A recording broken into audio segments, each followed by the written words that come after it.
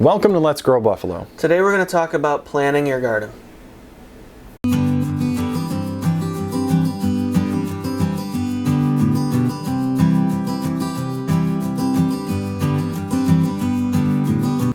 So the first question you have to ask yourself is, what is your goal for your garden? Are you looking to maybe just grab a snack here and there in the afternoons?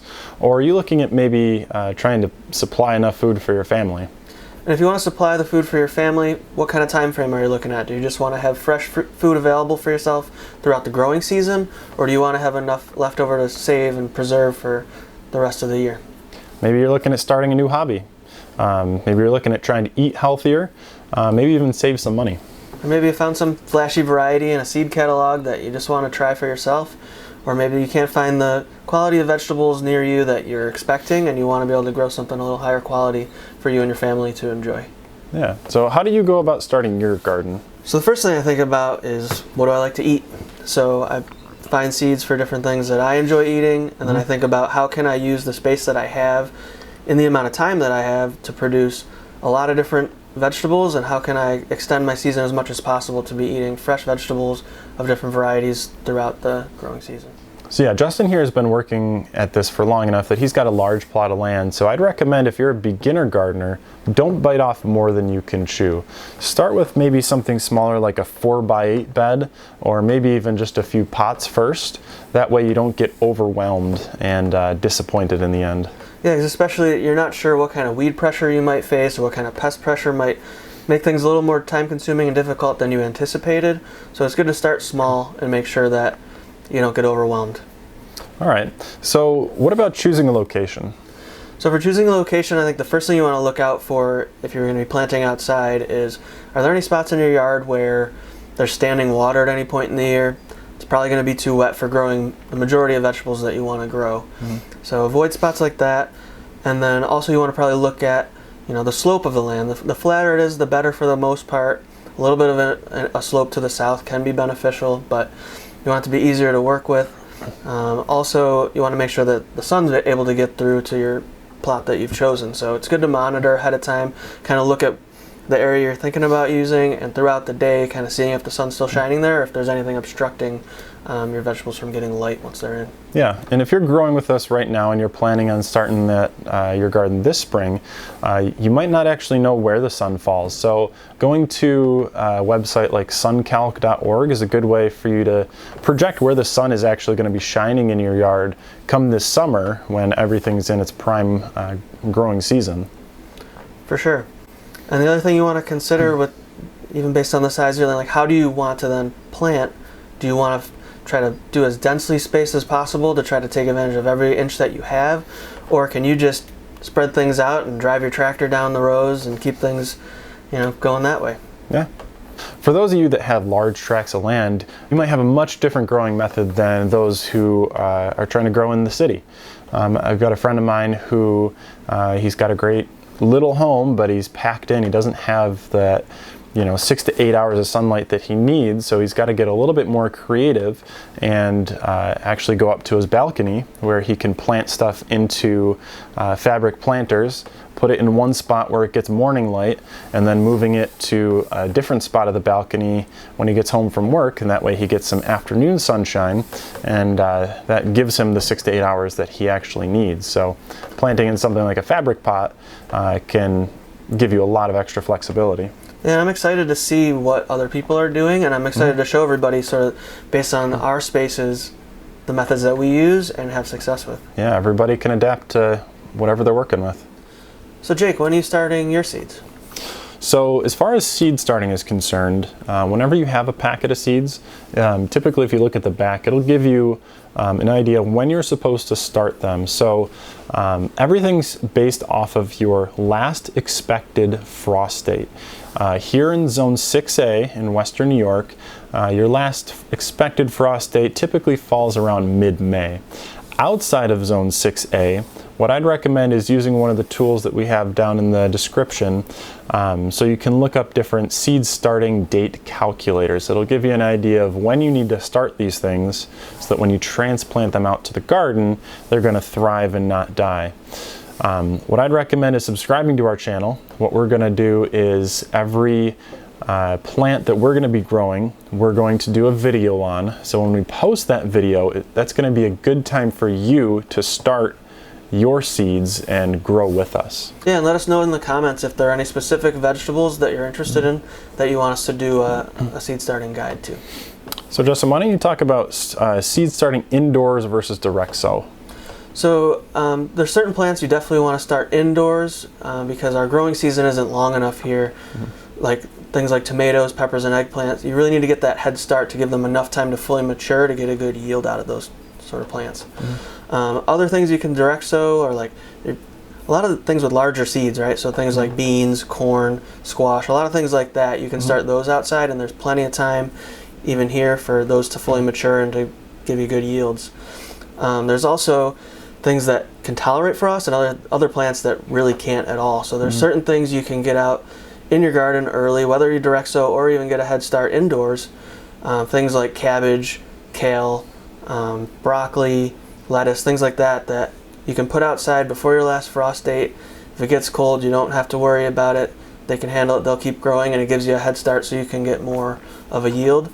And then other plants, like someone's mentioned before, like the eggplant, tomatoes, peppers, you really want to be careful with those because any frost on those leaves will probably end their lives. So you don't want to waste all that time that you spent and all the resources getting them started indoors. Exactly. So yeah, we're going to take a closer look and share with you how we organize our garden and some different ideas that you can use to start your garden. All right, so something you'll want to keep in mind when you're planting your garden is where is the sun going to be? So if we draw a quick compass here, we've got north, south, east, and west. So in the summer, the sun rises in the east, and during the midday, you're going to get the most intense sunlight coming from the south.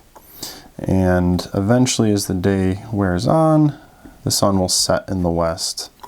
So you have to think about when the sun rises in the morning, it's going to be obscured by a lot of things and it's going to cast longer shadows. So if you're hoping to get a lot of sunlight from that, you might be in for a surprise. As the day goes on towards noon, lunchtime, early afternoon, you're going to get the most intense sunlight coming from the south. And then once again, as the day wears on, it's going to be weaker until it eventually sets in the west. So when you think about how this translates to your garden, you want to be careful where you decide to plant things. So let's say you decide you want to plant corn. That can easily grow, over 6 feet tall. So if you're starting to grow this, and you plant a row of corn, and then you decide, well, I'd also like to grow lettuce or something like that in through here, then essentially what's happening is this corn is going to create a wall. So when the sun is trying to shine, that corn can block out some of the sunlight. So maybe something to think about instead is trying to plant your corn on the northern end of your property and starting to plant smaller and smaller stuff further away from that. Now there are other considerations, different directions that you can orient things, but this is just a general idea to keep in mind when you're planning your garden. Some people like the idea of having a garden theme. So I'm going to work here in drawing a salsa garden. So an idea that you can look into if you're interested is something called square foot gardening. Essentially, if I have a 4x4 box right here that I'm working with, I can break that up into 16 individual plots, and that gives me an idea of how many things I can plant in that space. Your carrots are going to take up a heck of a lot less room per vegetable compared to your tomato plants. So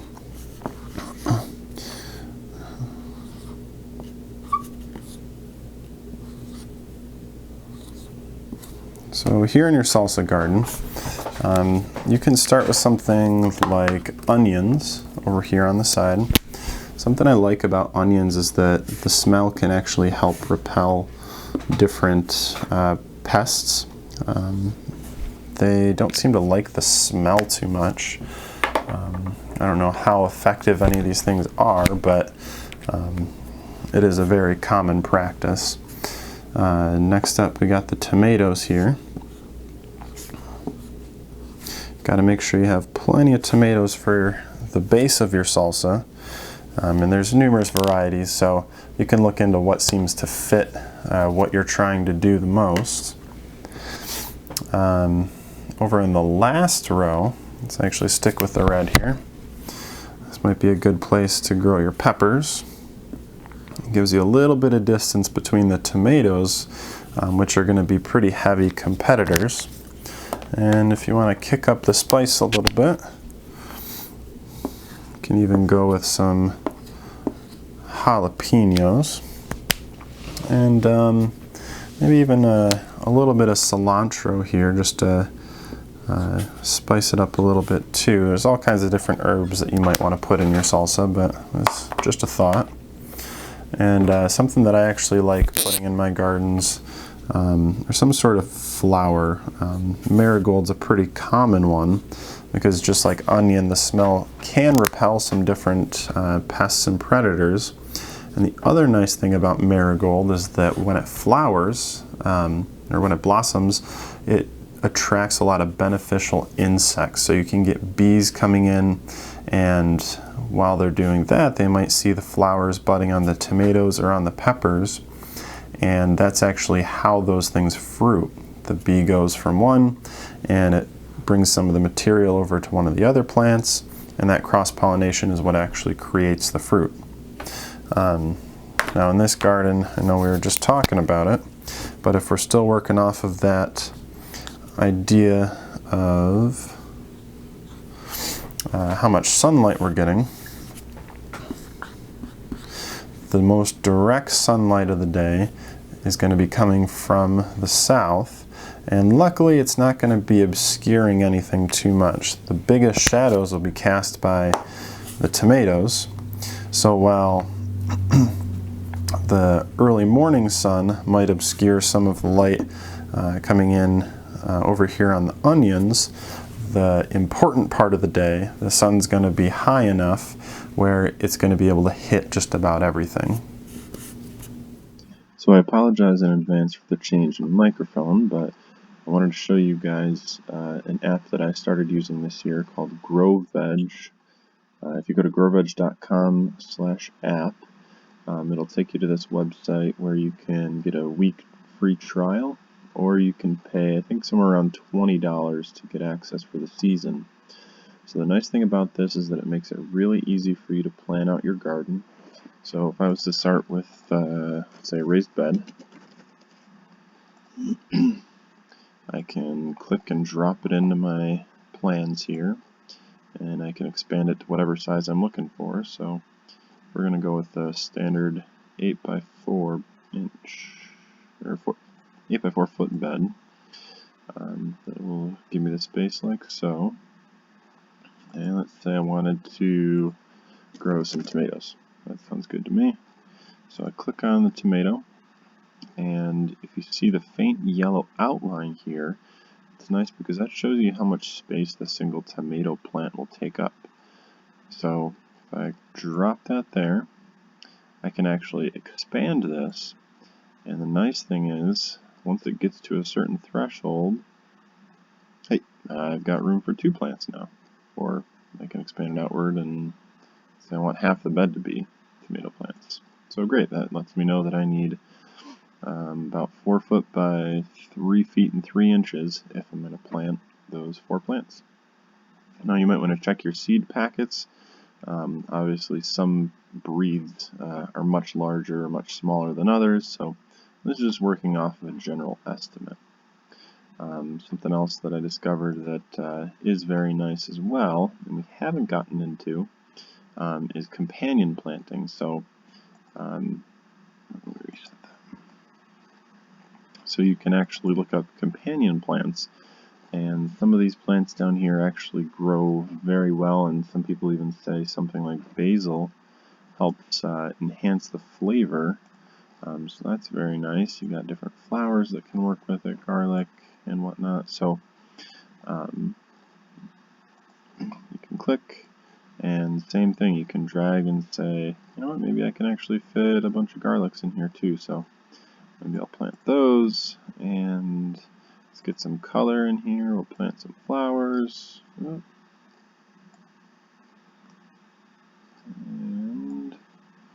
it's a little off axis there, but you get the picture. And we'll throw in some lettuce too. And voila, now I know that I need to start enough seeds for all the things in this bed, and it's a really helpful, quick, and easy tool to work with. So thanks for joining us here. This may end up being a very frustrating process, but the rewards are completely worth it. So don't forget that gardening is a practice, and let's grow buffalo.